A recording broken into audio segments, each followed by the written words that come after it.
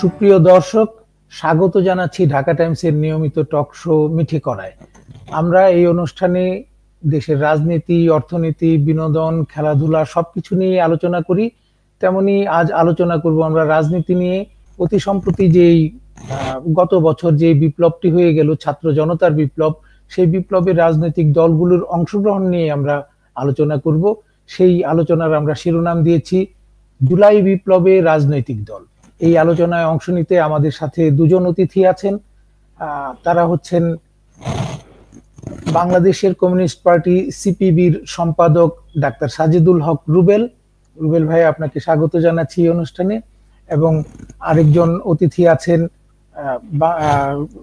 এলডিপির chairman Shahadat Hossain Selim.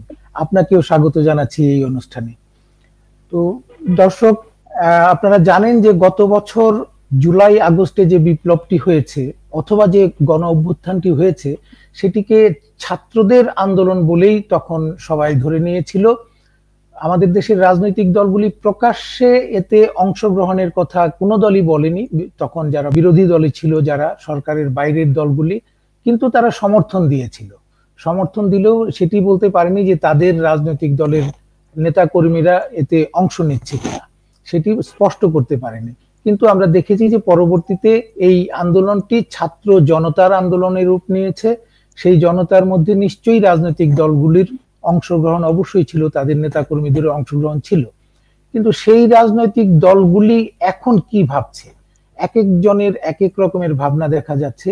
যেমন ছাত্রদের যে নতুন রাজনৈতিক দল হতে যাচ্ছে বা ছাত্ররা, তারা বলছে যে সেই আন্দোলনটি ছাত্ররাই করেছে। এমনকি তারা বড় রাজনৈতিক দল বিএনপিকে কটাক্ষ করছে যে তারা তো মাঠে ছিল না, তারাই 15 বছরে এই সরকারের, আওয়ামী লীগ সরকারের কিছুই করতে পারেনি, বরং ছাত্ররাই তাদের জুলাই আগস্টের আন্দোলনে সরকারের পতন ঘটিয়েছে।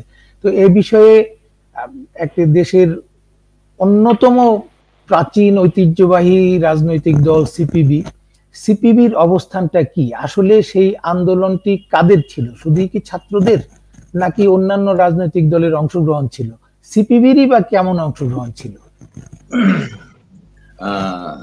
ধন্যবাদ, সবাইকে শুভেচ্ছা। প্রথমত এই বিষয়টা হচ্ছে যে খুবই গুরুত্বপূর্ণ একটি প্রসঙ্গ আজকে আপনি অবতারণা করেছেন। এইটা আলোচনাটা একটু দীর্ঘ হয়ে যায় আর কি, সংক্ষেপে করা যায় না, কারণ এখানে অনেক ধরনের ঘটনাবলীর একটা সম্মেলন হচ্ছে এই বিষয়টি।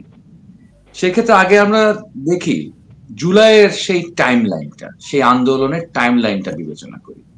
এটা কিন্তু এক এক সময় এক এক পর্যায়ের আন্দোলন ছিল।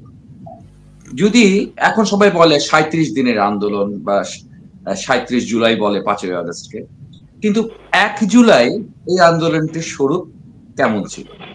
এটি ছিল একটি ছাত্রদের একটি নির্দিষ্ট ইস্যু নিয়ে আন্দোলন, সেটা হচ্ছে কোটার বিরুদ্ধে এটি একটি আন্দোলন ছিল। এবং হাইকোর্টের রায়, উচ্চ আদালতের রায়, এবং সেই রায়ের প্রতিবাদে, ঠিক আছে, ছাত্ররা মাঠে নেমেছিল। আপনার হচ্ছে এই মুক্তিযুদ্ধে যোদ্ধাদের যে কোটা রয়েছে, সেই কোটা বিষয়টি পরিবর্তনের জন্য কোটা সংস্কারের আন্দোলন ছিল বিষয়টি। এর আগে আমরা 18 সালে দেখেছিলাম কোটার বিরুদ্ধে আন্দোলন, ঠিক আছে, মানে কোটা বাতিল। এবার বাতিল না, এটা হচ্ছে সংস্কারের একটা আন্দোলন ছিল, ঠিক আছে, কোটা বৈষম্যের বিরুদ্ধে একটা আন্দোলন ছিল। এই আন্দোলনটা কিন্তু সেই জায়গায় ছিল, খুবই শান্তিপূর্ণ একটা আন্দোলন ছিল। 1 থেকে 14 জুলাই বাংলাদেশের আপনার সে সময় সমস্ত পত্রপত্রিকা থেকে শুরু সবার সোশ্যাল মিডিয়া চেক করুন, এটা এক ধরনের এক স্তরের আন্দোলন ছিল। সেই আন্দোলনে নিশ্চয়ই বিএনপি বলেন, এলডিপি বলেন, কমিউনিস্ট পার্টি বলেন, তারা সেই ছাত্রদের আন্দোলনকে সমর্থনই করবে। তারা তাদের ব্যানার নিয়ে সেই ইস্যু ভিত্তিক একটা পেশাভিত্তিক আন্দোলনে অংশগ্রহণ করেন না, এবং ইতিহাসে কখনোই কেউ অংশগ্রহণ করে না। এখনো তো অনেক ধরনের আন্দোলন হচ্ছে, ঠিক আছে, এখনো ছাত্রদের অনেক রকম সমস্যা নিয়ে আন্দোলন করছে। সেখানে কি কোনো রাজনৈতিক দল অংশগ্রহণ করবে নাকি তার ব্যানার নিয়ে? সেটা একটা ওই শ্রেণীর বা ওই পেশার মানুষের একটা স্বতঃস্ফূর্ত একটা তাদের অর্থনীতিবাদী একটি আন্দোলন। তো সেই আন্দোলনের ক্ষেত্রে নিশ্চয়ই হবে না। 14 জুলাইয়ের পরে দৃশ্যপটের অনেক পরিবর্তন ঘটলো। 15 জুলাই আমরা দেখলাম ঢাকা বিশ্ববিদ্যালয়ের ক্যাম্পাসে ছাত্রদের উপর নিপীড়ন করলো, আন্দোলনকারীদের উপর নিপীড়ন করলো সরকারি দলের ছাত্রলীগ, এবং বাইরের থেকে এসে যুবলীগ বা স্বেচ্ছাসেবক লীগ তারা এসে ছাত্রদেরকে নিপীড়ন করলো 15ই জুলাই। দৃশ্যপট পরিবর্তিত হয়ে গেল ঢাকা বিশ্ববিদ্যালয়। সেখানে ছাত্রদের উপরে, আন্দোলনকারীদের উপরে প্রচন্ড নিপীড়ন হলো, সেখানে অনেকে হতাহত হলো, পত্রপত্রিকায় দেশি বিদেশি প্রচার মাধ্যমে এটা প্রচারণায় আসলো। আর 16ই জুলাই এটি আরো রক্তাক্ত জায়গায় আসলো, রোকেয়া বিশ্ববিদ্যালয়ে ছাত্রকে হত্যা করা হলো। এবং 17ই জুলাই মানে এটাকে বলা যায় হচ্ছে গিয়ে ফাইট ব্যাক, ছাত্ররা ফাইট ব্যাক করলো 17ই জুলাই। 17ই জুলাই হচ্ছে ঢাকার বিভিন্ন জায়গায় বিশ্ববিদ্যালয়, আগে যেটা ঢাকা বিশ্ববিদ্যালয়, ঢাকা বিশ্ববিদ্যালয় বা শাহবাগ চত্বরে যে আন্দোলনটি ছিল সেটি হচ্ছে কিন্তু 17 তারিখ আপনার হচ্ছে আমরা ঢাকা শহরের বিভিন্ন শিক্ষা প্রতিষ্ঠানের ছাত্ররা নেমে গেল, সাধারণ মানুষ নেমে গেল, এবং বিভিন্ন শহরগুলোতে, ঢাকা ছাড়াও বিভিন্ন শহরগুলোতে আগুন ছড়িয়ে গেল, এবং এক ধরনের ছাত্র গণ অভ্যুত্থান কিন্তু 17ই জুলাই থেকেই শুরু হয়ে গেল। 17ই জুলাই থেকে সেটি শুধু আর ছাত্রদের ইস্যু নয়, তখন সেটি ছাত্র জনতার আন্দোলনে রূপান্তরিত হলো।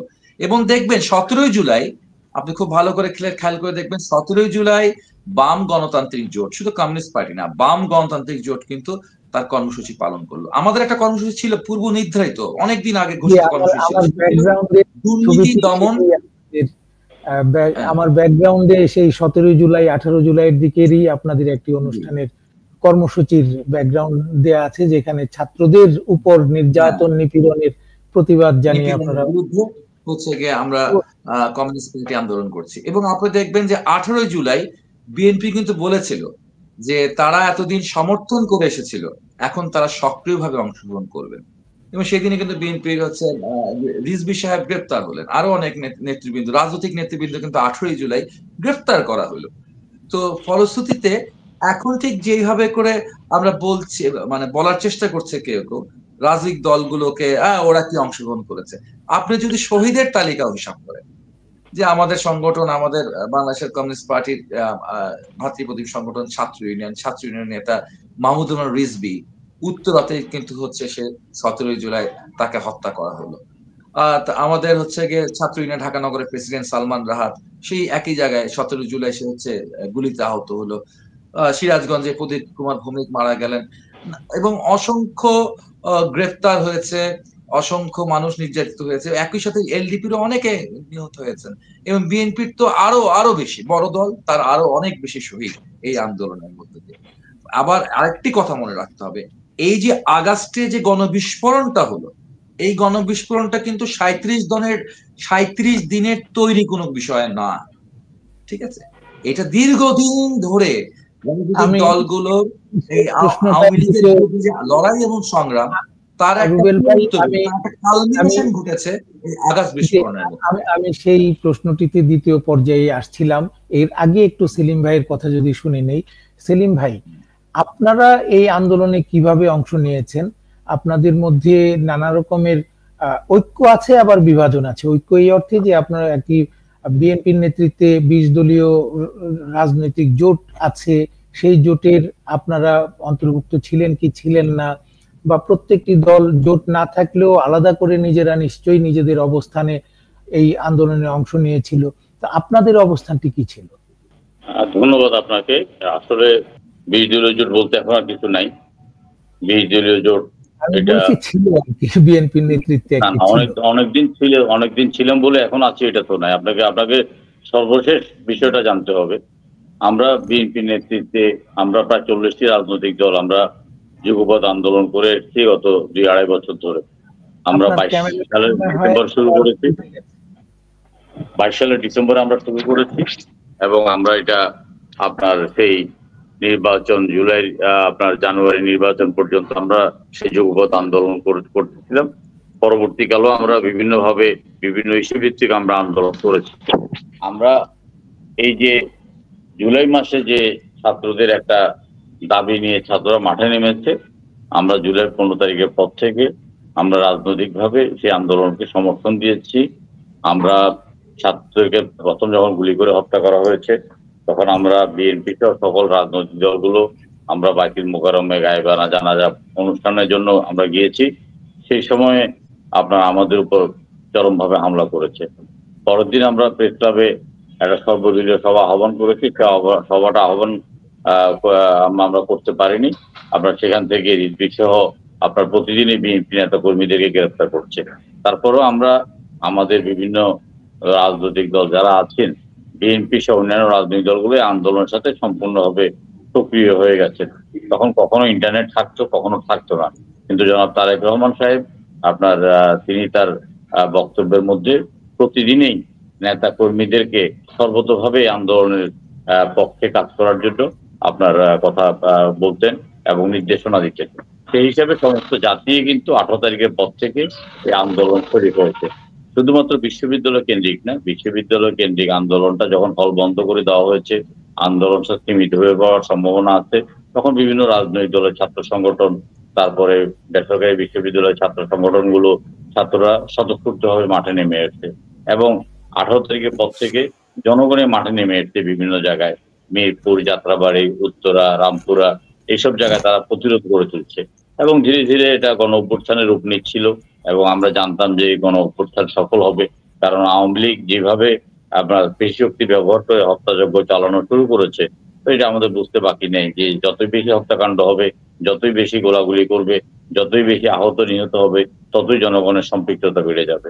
এবং যে কোনো পৃথিবীর ইতিহাসে গণ অভ্যুত্থানগুলো এইভাবেই সৃষ্টি হয় এবং এই গণ অভ্যুত্থানের মাধ্যমে শেখ হাসিনা পালিয়ে গেছে।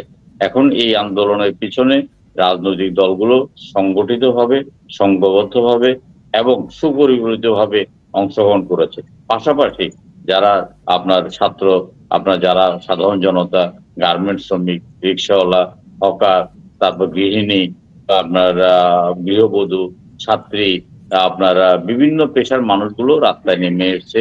তারা কখনো মিছিলে করেছে, কখনো মিছিলকারীদেরকে সহায়তা করেছে এবং আমরা একদম দৃঢ় নিশ্চিত ছিলাম যে শেখ হাসিনার পালিয়ে যাওয়াটা অথবা পদত্যাগ করাটা সময়ের ব্যাপার। সেই হিসাবে 5ই অগস্ট আপনার বাধ্য হয়ে শেখ হাসিনা পালিয়ে গেছেন। এখন আসলে 5 তারিখের প্রেক্ষাপট পরবর্তী 1 মাসের মধ্যে পরিবর্তন হয়ে গেছে। আপনার ছাত্রদের মধ্যে একটা উচ্চাকাঙ্ক্ষা জাগছে, অল্প কয়েকজন, গুটি কয়েকজন, তারপর সংখ্যা 1 ডজনও হবে না এবং তাদেরকে কিছু বিদেশ থেকে কেউ উস্কানি দিচ্ছেন। উস্কানি দিয়ে আজকে আপনার এই বিপ্লবের অংশীদারিত্বটা ভাগাভাগি করছেন এবং বিপ্লবের সুফল এবং বিপ্লবের ক্ষমতা ভোগ করার একটা আকাঙ্ক্ষা তাদের মধ্যে জাগ্রত হয়েছে। তারা একটা রাজনৈতিক দল করতে চাচ্ছেন। সংকটের সৃষ্টি এখানেই। আপনার রাজনৈতিক দল প্রতিনিয়তই করা যায়, আপনার প্রতিদিনই করা যায় এবং গণতান্ত্রিক পরিবেশে রাজনৈতিক দল গঠন করাটা আপনার কোনো আমরা এই রাজনৈতিক দল গঠন নিয়ে পরের আলোচনায় দুইজনের কাছে আসবো। এর আগে একটু জেনে নিতে চাই যে আপনি ছাত্রদের একটি অংশ বা গুটি কয়েক ছাত্র নেতা যে নানান ভাবে বিতর্কটি তোলার চেষ্টা করে যে গত 15 বছর রাজনৈতিক দলগুলি কিছুই করতে পারেনি এই সরকারের বিরুদ্ধে, তারাই সেই জুলাই মাসে মাঠে নেমে সরকারের মানুষকে মাঠে নামাতে পেরেছে। সাধারণ মানুষ তাদের ডাকেই মাঠে নেমেছিল এবং সরকারের পতন হয়েছে। তাহলে 15 বছর কি আসলেই রাজনৈতিক দলগুলি ব্যর্থ হয়েছিল মানুষকে উদ্বুদ্ধ করতে? এই গত যে আওয়ামী লীগ সরকারটি ছিল তাদের বিরুদ্ধে মানুষকে মাঠে নামাতে ব্যর্থ হয়েছিল বলে মনে করেন, নাকি আপনাদের যে রাজনীতি, আমি সেলিম ভাইকেই প্রথম প্রশ্নটা করি, তারপরে এটি রুবেল ভাইয়ের কাছে যাচ্ছি একই প্রশ্ন নিয়ে, যে আপনারা যে আন্দোলনের মধ্যে ছিলেন, যুগপথ আন্দোলন, কেউ কেউ জুট ভুক্ত আন্দোলন, একসাথে জুট করে আন্দোলন, এই আন্দোলন কি আসলেই তাহলে মানুষকে উদ্বুদ্ধ করতে পারেনি গত 15 বছরের যে আন্দোলনটি চালিয়ে আসছিলেন? দেখুন, এগুলো কিছু অর্বাচীন কথাবার্তা এবং এগুলোর আপনার জবাব দেওয়ার মতো রুচি আমাদের মতো রাজনৈতিক দলগুলো থাকা উচিত নয় এবং এভাবে কথা বলা উচিত নয়। আমরা 15 বছর যাবৎ স্বৈর শাসকের বিরুদ্ধে নিরলভাবে লড়াই করেছি। আমরা যারা রাজপথে ছিলাম আমরা লড়াই করেছি, সিপিবি বাসদ তারা তাদের নেতৃত্বে লড়াই করেছে, যতটুকু শক্তি ছিল তারা লড়াই করেছে। এই লড়াই এবং এই বক্তব্যের মাধ্যমে আমরা জনগণকে আমরা সচেতন করেছি, জনগণকে তৈরি করেছি। 14, 18 এবং আপনার 24-এর নির্বাচন আমরা কখনো অংশগ্রহণ করেছি, কখনো বর্জন করেছি। আমরা 24-এর নির্বাচনটাকে বর্জন করে জনগণকে ভোট দিতে আমরা আপনার না দেওয়ার জন্য আমরা আহ্বান জানিয়েছি। জনগণ আমাদের আহ্বানে সাড়া দিয়ে কোথাও কোথাও 2-1% লোকও ভোট দিতে যায় নাই। জনগণ আমাদের ডাকে সাড়া দিয়েছে। জনগণ আমাদের ডাকে আপনার যখন আমরা করেছি আমরা পেশি শক্তি সরকার খুব মানে মানে এত বেশি আপনার তারা তাদের বিষয়টি চালিয়েছে, সেক্ষেত্রে হয়তো সমস্ত জনগণকে আমরা সেভাবে মাঠে নামাতে পারিনি। কিন্তু আপনার ছাত্ররা যখন আন্দোলনে ডাক দিয়েছে একটা নির্দলীয় ব্যানারের অধীনে, তখন আমরা এই নির্দলীয় ব্যানারের অধীনে আমরা সমস্ত রাজনৈতিক দলগুলো সংঘবদ্ধভাবে, সুসংগঠিতভাবে, সুপরিকল্পিতভাবে এই আন্দোলনে আমরা অংশগ্রহণ করেছি। আমরা প্রত্যেকটা রাজনৈতিক দলের কর্মীরা আমাদের যে যে অবস্থান থেকে, কেউ যাত্রাবাড়িতে, কেউ মিরপুরে, আপনার কেউ শনির আখড়ায়, আপনার কেউ আপনারা উত্তরাতে, এবং সারা বাংলাদেশ সর্বত্র রাজনৈতিক দলগুলোর প্রতি নির্দেশনা ছিল তাদের কর্মীরা যেন মাঠে নামে।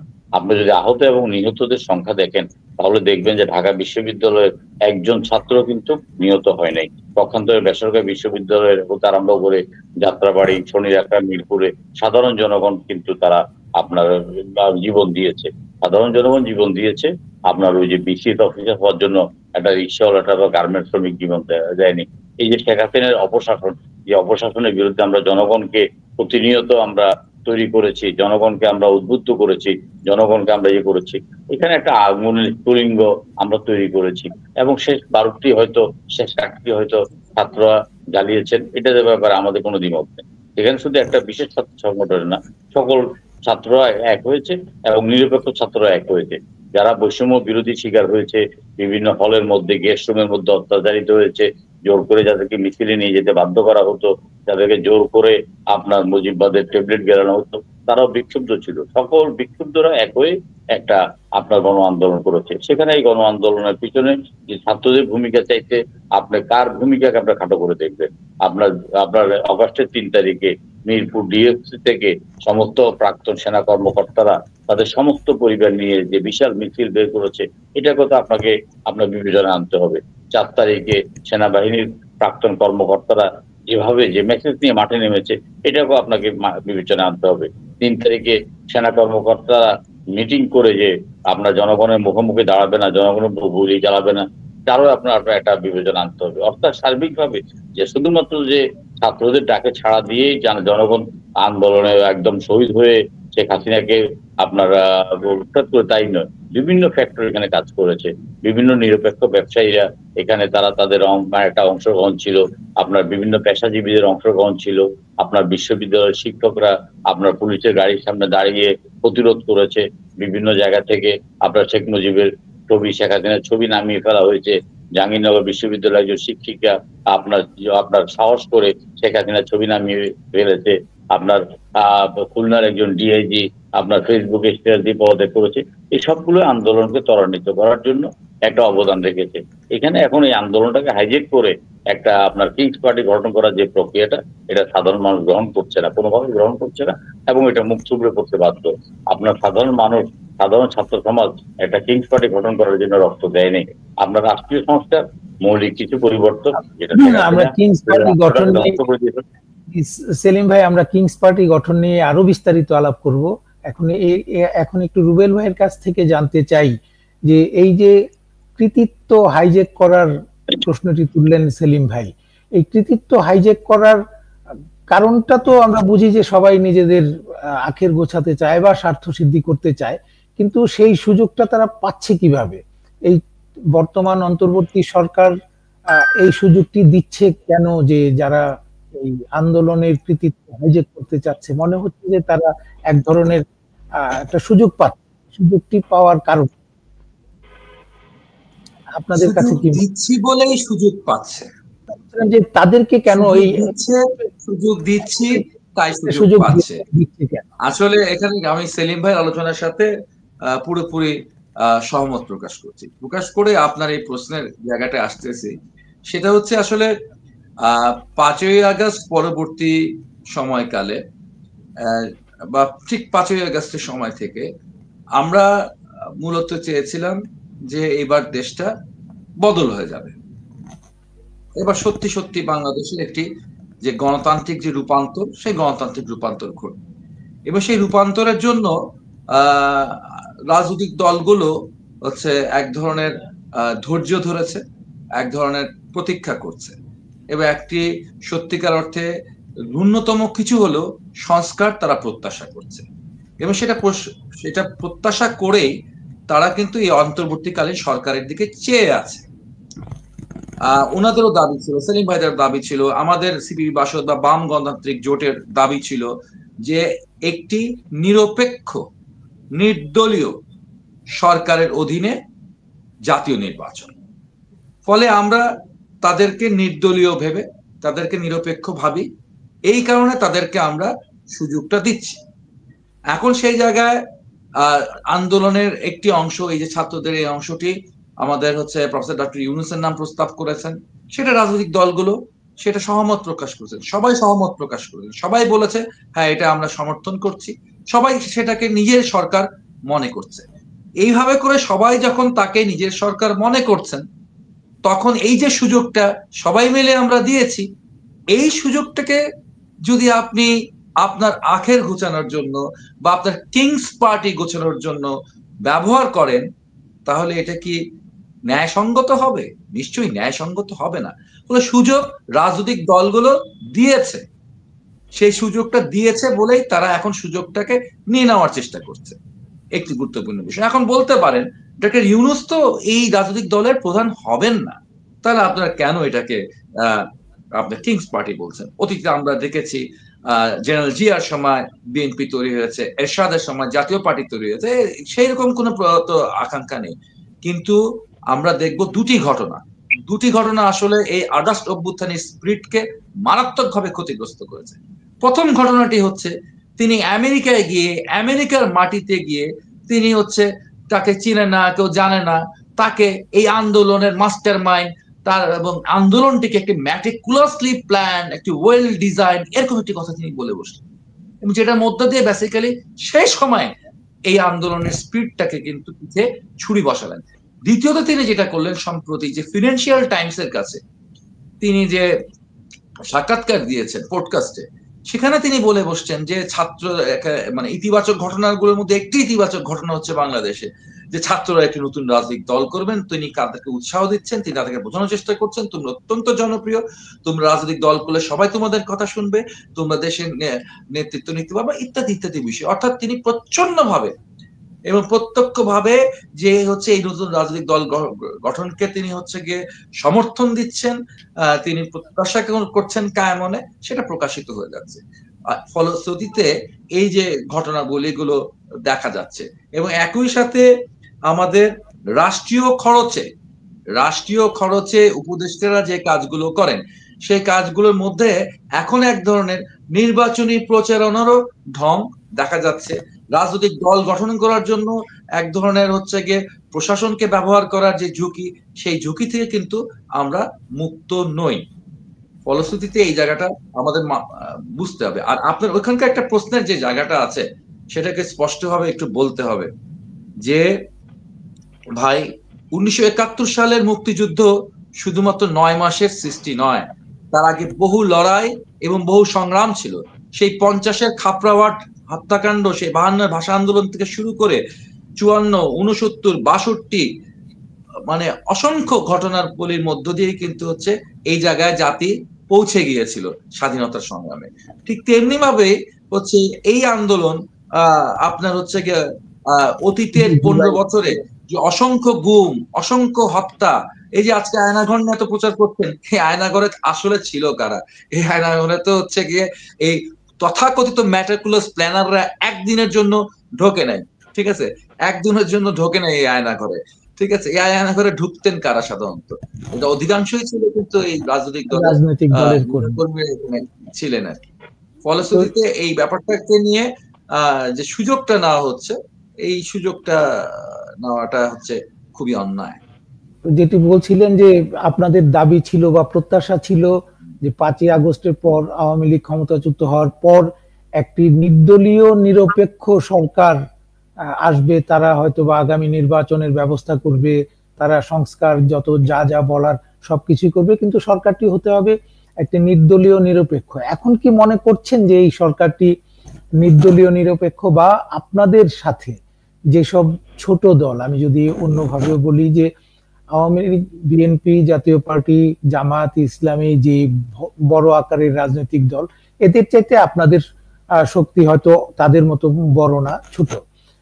এখনকার অন্তর্বর্তী সরকার আপনাদের সাথে যে আচরণ করছে তাতে কি মনে হচ্ছে যে তারা তাদের নিরপেক্ষতা ধরে রাখতে পেরেছে, যেটি তারা বিএনপি অথবা জামায়াতে ইসলামী তাদের সাথে সকল বিষয় নিয়ে আলোচনা করা, তাদের মতামত নেওয়া, সবকিছুই করছে, আপনাদের সাথে কি মতামত নিচ্ছে তারা?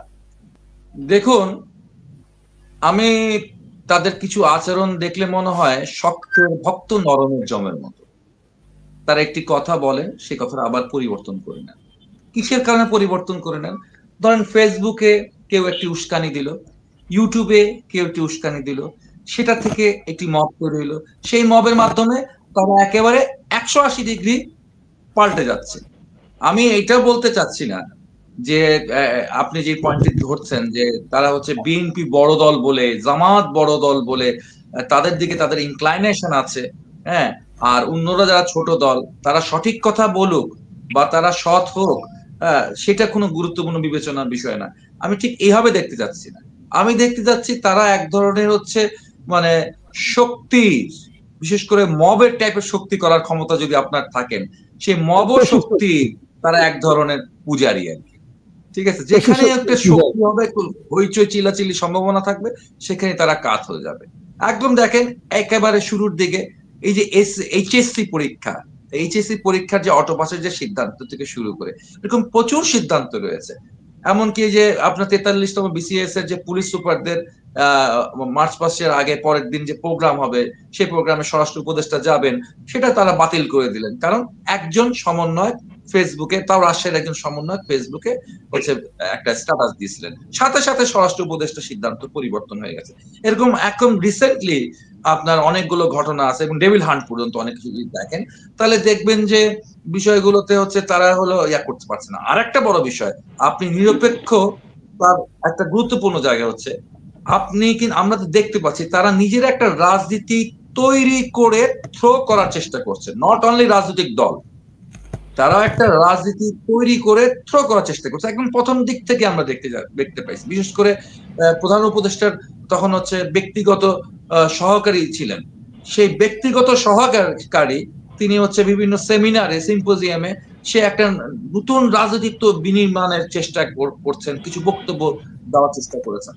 এবং এটাই তো বলা যায় হচ্ছে যে আপনি যখনই নিজে একটা নতুন ভাবে রাজনীতি দল করবেন, রাজনৈতিক চিন্তা করবেন, দল পরের কথা, দল তো এখনো করেননি, কিন্তু রাজনৈতিক চেতনা আপনি যখন হচ্ছে গিয়ে প্রচার করছেন, তখন আর আপনি কিন্তু দাবি করতে পারেন না যে আপনি নিরপেক্ষ।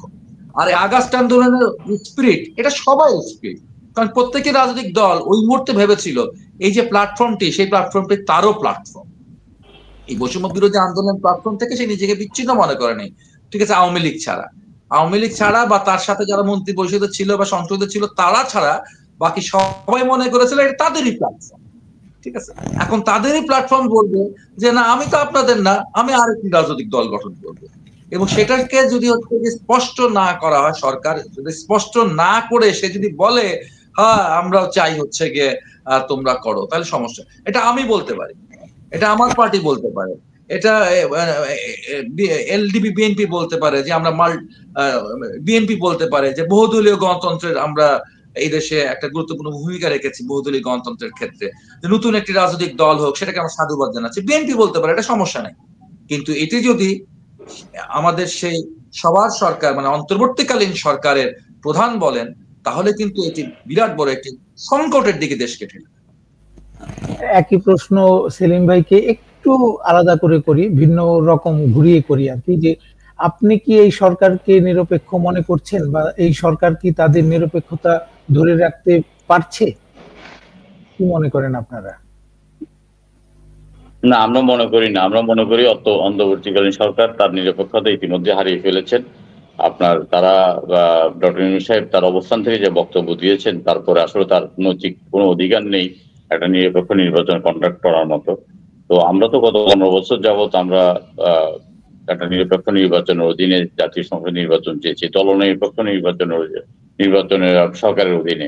এখন এই সরকারকে আর দলনিরপেক্ষ বলা যায় না, কারণ এই সরকার এখন উপদেষ্টা পদত্যাগ করে রাজনৈতিক দল গঠন করবেন, এটা আপনার আজকে প্রচারিত হয়েছে। এবং উপদেষ্টাদের মধ্যে যারা ছাত্র উপদেষ্টা আছেন, তারাও রাষ্ট্রীয় সুযোগ সুবিধা ভোগ তাদের নির্বাচনী এলাকাতে বিভিন্ন কর্মকাণ্ড করছেন। পাশাপাশি অন্যান্য 2-4 জন উপদেষ্টা আছেন যারা তাদেরকে পিছন থেকে শক্তি যোগাচ্ছেন, বিদেশ থেকেও কয়েকজন আপনার বিভিন্ন রকম ভাবে তাদেরকে শক্তি যোগাচ্ছেন। প্রধান রাজনৈতিক দলও আপনার তাদেরকে শক্তি যোগাচ্ছেন, ধর্মীয় একটি প্রধান রাজনৈতিক দল।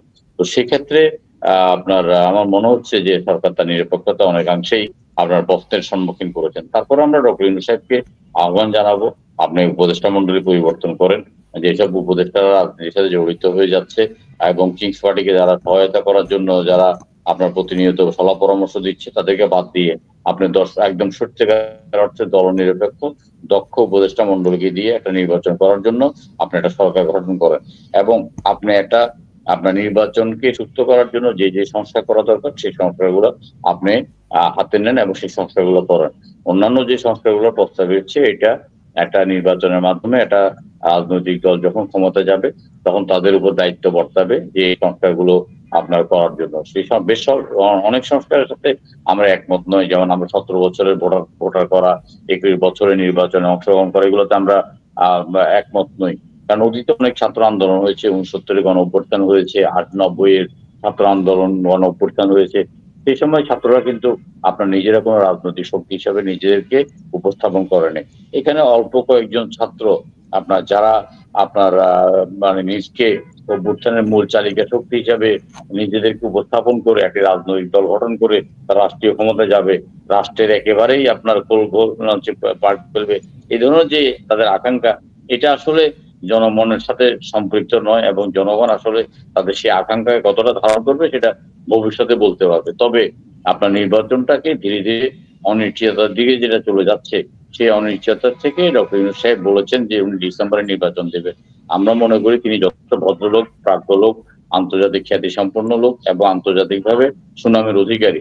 তিনি আপনার এই রাষ্ট্রটাকে অস্থিতিশীল করার না করে তিনি একটা নির্বাচন দিয়ে দেওয়াটা ওনার জন্য অত্যন্ত আপনার যুগোপযোগী কাজ হবে এবং তিনি আপনার সেই শেষ বয়সে তিনি সম্মানের সাথেই আপনার জনহৃদয়ে স্থান করে নিতে পারবেন। আমরা সংস্কারের অনেক প্রস্তাবে আমরা আপনার গ্রহণ করব না, যেমন দেশটাকে 4টা প্রদেশে বিভক্ত করা, আপনার রাষ্ট্র পরিচালনার খরচ বৃদ্ধি করা, তারপর নির্বাচনী সংসদের মেয়াদ 4 বছর করা, এগুলো আমরা কিছুই গ্রহণ করব না এবং এগুলোতে কোনো ঐক্যমত্য হবে না, অধিকাংশ রাজনৈতিক দলও গ্রহণ করবে না। সুতরাং এখানে যে কয়েকটা সংস্কার প্রস্তাবটা রাজনৈতিক দলগুলো যৌথভাবে গ্রহণ করবে সেইগুলো একটা অঙ্গীকার থাকবে, সেগুলো একটা লিপিবদ্ধ হয়ে থাকবে, রাষ্ট্রকে একটা কার্যকর করার জন্য, প্রশাসনকে একটা গতিশীল করার জন্য, জনগণের দুর্ভোগ লাঘবের জন্য, দুর্ভোগমূলক স্থিতিশীলতা আনয়ন করার জন্য এবং সর্বোপরি একটা সুশাসন এবং একটা আইনের শাসন প্রতিষ্ঠা করার জন্য আপনার আমাদের যে সংস্কারগুলো করা দরকার সেই সংস্কারগুলোই আমাদের করা দরকার এবং সেই সংস্কারগুলো আমরা অঙ্গীকারবদ্ধ থাকবো। তো আপনি যেটি বলছিলেন যে এই সরকার তার নিরপেক্ষতা হারিয়েছে, তাহলে যে সরকারটি নিরপেক্ষ নয় তার অধীনে যে নির্বাচনটি হবে সেটি কি নিরপেক্ষ হবে? সেই আশা কিভাবে করা যায়? আপনারা নিজেরাই এই অন্তর্বর্তী সরকারের পক্ষপাত নিয়ে প্রশ্ন তুলছেন যে তারা একটি ধর্মীয় রাজনৈতিক দলের প্রতি পক্ষপাত দেখাচ্ছে, অথবা কয়েকজন উপদেষ্টা যে নতুন দল করতে যাচ্ছে তাদের প্রতি পক্ষপাত দেখাচ্ছে, অর্থাৎ অন্তর্বর্তী সরকারটি নিরপেক্ষ নয়। তাহলে এই নিরপেক্ষ নয় যে সরকার, সেই সরকারের অধীনে নির্বাচন কতটা নিরপেক্ষ হতে পারে? এটি আমি একটু সেলিম ভাই তার আসন থেকে উঠেছেন, আমি রুবেল ভাইকেই করছি, পরবর্তীতে উনি এলে উনাকেও আবার করব। এই জায়গায় যে বিষয়টি অত্যন্ত দুঃখজনক আর কি, যে ঠিক এই পর্যায়ে এসে আমরা যে আমাদের এই প্রশ্নের সম্মুখীন হতে হচ্ছে যে এই সরকারের নিরপেক্ষতা বজায় রাখবে কি, অত্যন্ত এটা ভাবাটা হচ্ছে অত্যন্ত হতাশার জায়গা, কিন্তু হতাশ হতে বাধ্য হচ্ছে।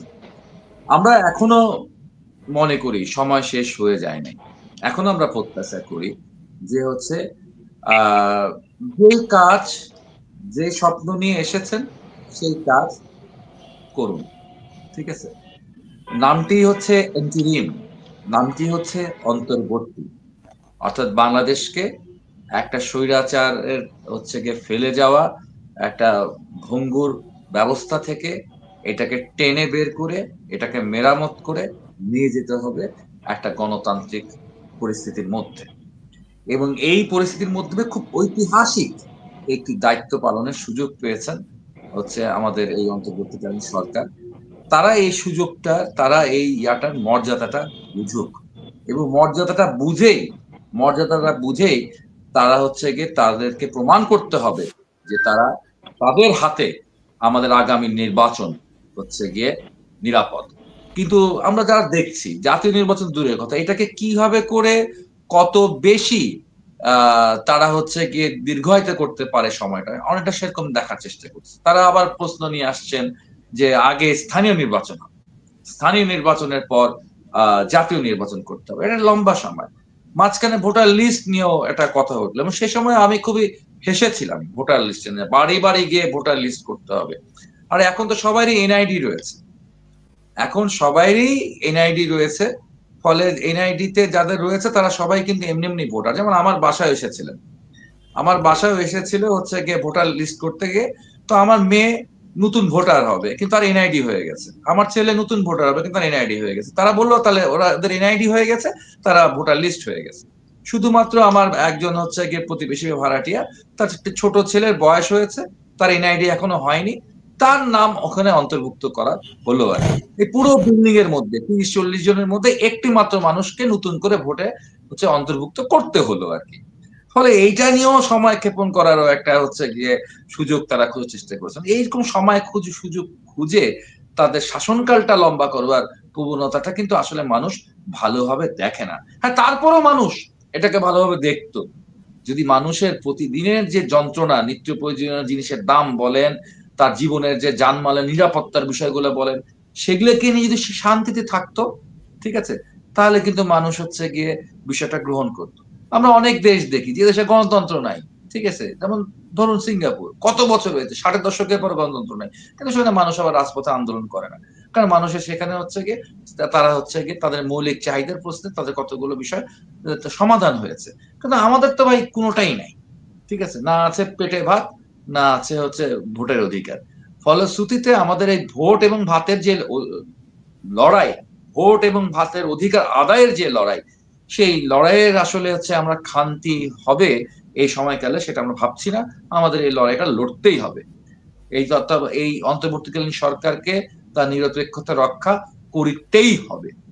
আর যদি দেখা যায় শেষ পর্যন্ত তারা নিরপেক্ষতা রাখছেন না, তাহলে তো হচ্ছে গিয়ে আমাদের আরো জোরে কথা বলতে হবে, রাজপথেও আমাদের হচ্ছে গণতন্ত্র ফিরিয়ে আনার যে কাজ, সেই কাজেও কিন্তু আমাদের সেই যেটি এরই মধ্যে বিএনপির দিক থেকেও মোটামুটি হুমকির স্বরেই বলা হয়েছে যে তাদেরকে আবার এই সরকারের বিরুদ্ধেই হয়তো বা মাঠে নামতে হবে নির্বাচন আদায়ের জন্য।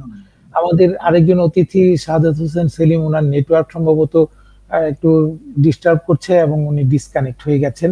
সুতরাং আমি আপনার কাছে আরেকটি প্রশ্ন করতে চাই, সেটি হচ্ছে যে এই অন্তর্বর্তী সরকার বেশ কয়েকটি সংস্কার কমিশন করেছিল, সংবিধান সংস্কার কমিশন, নির্বাচন কমিশন সংস্কার কমিশন, প্রশাসন সংস্কার কমিশন, নানান ক্ষেত্রেই বেশ কিছু করেছিল, এবং আপনাদের সাথে তারা বসে আলোচনায় বসে আপনাদের মতামত নিয়ে তারপরে সুপারিশ করার কথা। তো এরই মধ্যে এই কমিশনগুলি, একটি কমিশন বাদে, গণমাধ্যম কমিশনটি বাদে, বাকি সবগুলি কমিশন তাদের রিপোর্ট সরকারের কাছে জমা দিয়ে দিয়েছে।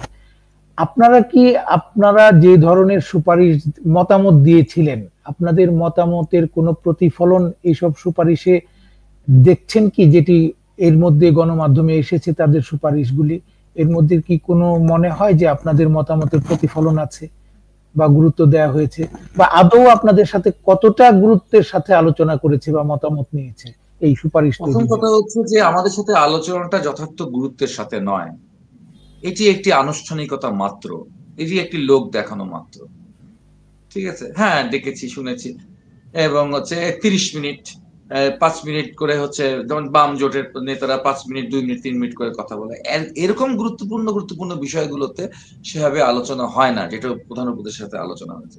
তারপরেও যে বিভিন্ন প্রস্তাবের ব্যাপারে আমাদের আলোচনাগুলো এখানে গেছে, হয়তো কিছু কিছু ক্ষেত্রে সেই আলোচনাগুলো অভিন্ন রয়েছে, কমন পড়েছে, কিন্তু অনেক মৌলিক জায়গায় অনেক বিস্তর তফাৎ রয়েছে আমাদের ভাবনার সাথে, আমাদের প্রস্তাবনার সাথে। এবং কতগুলো বিষয় হচ্ছে আমার মনে হয়েছে যে এটা কোন রাজনৈতিক দল আদৌ এইটা প্রস্তাব করেছে কিনা, এমন অনেক বিষয়গুলো কিন্তু রয়েছে, অনেকগুলো বিষয় হচ্ছে কি নতুন প্রশ্ন তৈরি করার সম্ভাবনা আছে।